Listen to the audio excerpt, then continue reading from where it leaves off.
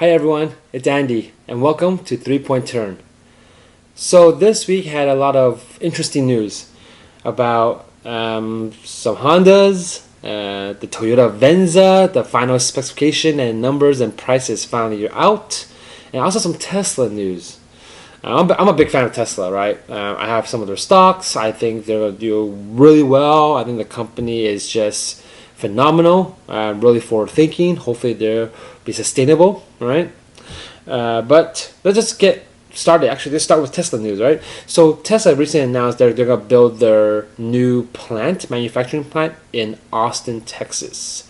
So this manufacturing plant is going to produce the new Cybertruck, some Model 3s, and some Model Y. Model Y is that new compact SUV that they just released. So those three vehicles are going to be there. So that's Tesla news for you this week. Let's talk about Toyota Venza. So Toyota Venza, right? We all know that's coming back. It's back from the dead. It was last sold in 2015, I believe. Don't quote me on that. I believe it's 2015. So now it's back. But instead of a wagonish, higher style Camry, it's actually a true SUV now. So I'm not sure if you guys know, a little history lesson. The Venza we're getting now here for the 2021 model, it's actually the Toyota Harrier in Asia, in Japan. And here's even further history. For the Harrier, when the first Harrier came out back in the late 90s, that was our first generation Lexus RX 300. And every iteration that they had for the new Harrier, we got the new RX 300 or RX 400, 350, whatever it might be, right? And then it's just this last two generation, I believe, that Lexus has its own design element, has its own powertrain, and then Asia just kept with its own trajectory for the Harrier. And now, since the Venza is coming back, I guess Toyota wanted to save some money on R&D, and they have a brand new Harrier that just got released in Asia. They brought it over as the Venza. So yes, the Harrier is 100% made in Japan.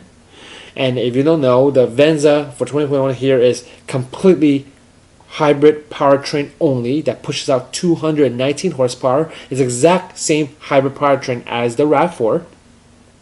It gets 39/40 combined, somewhere around there, which is phenomenal. You're looking around 550 miles per tank. It comes standard with all-wheel drive. And the Venza is actually a pretty nice looking car. The whole purpose of Venza is it slots above the RAV4 but underneath the Highlander. So price wise, it starts around 32 grand and it just goes up to 40 grand. And here's a kicker: the Venza is actually smaller on the inside versus compared to the RAV4, both in cargo capacity as well as just passenger capacity, like the hip room, the showroom. It's actually a smaller vehicle than the RAV4, and that's because the design of the Venza, right, is more slope on the back, and the overall design is more streamlined, is more elegant looking, while the RAV4 is more boxy, more masculine looking. So that's why there's more room in the RAV4 versus the Venza, and it's kind of weird because the Venza competes in like the Honda Passport space, and the Passport is a pretty big car.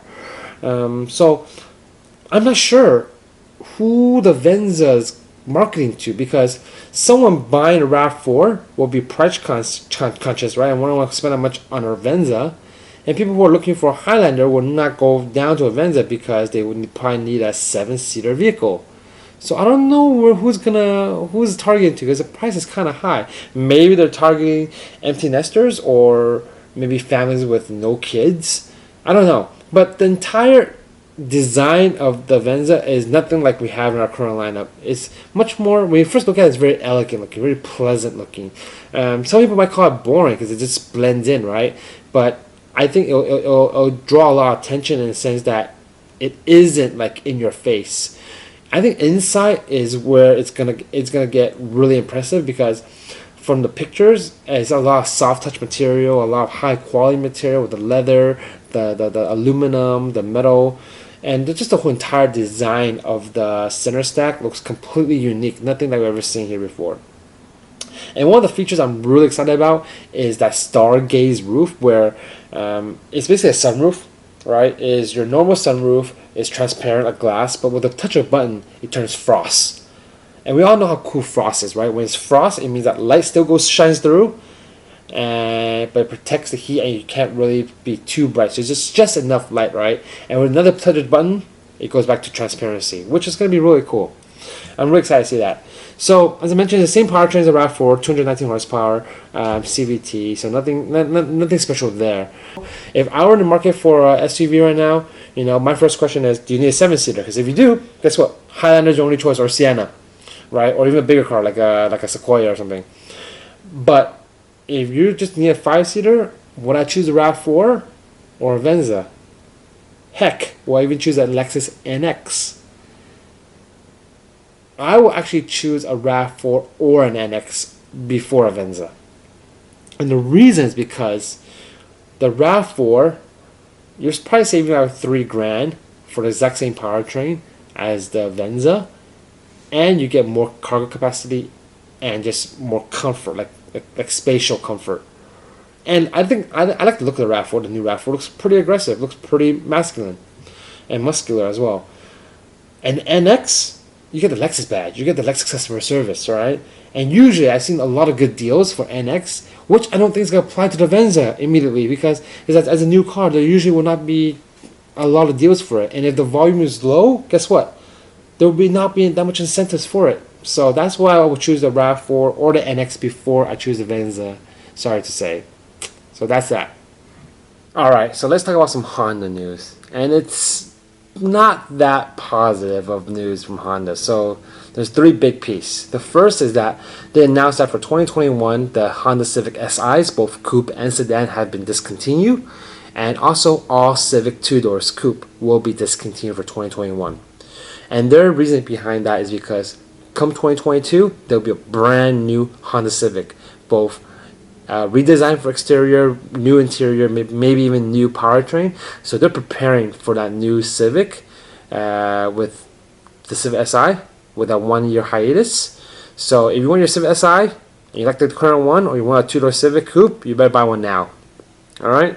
And it's funny because if you look back 19, maybe 20 years ago, Honda has some pretty cool coupes as well as sports car in its lineup, right? You had your Accord 2-door, your Civic 2-door, you had your Prelude, you had S2000.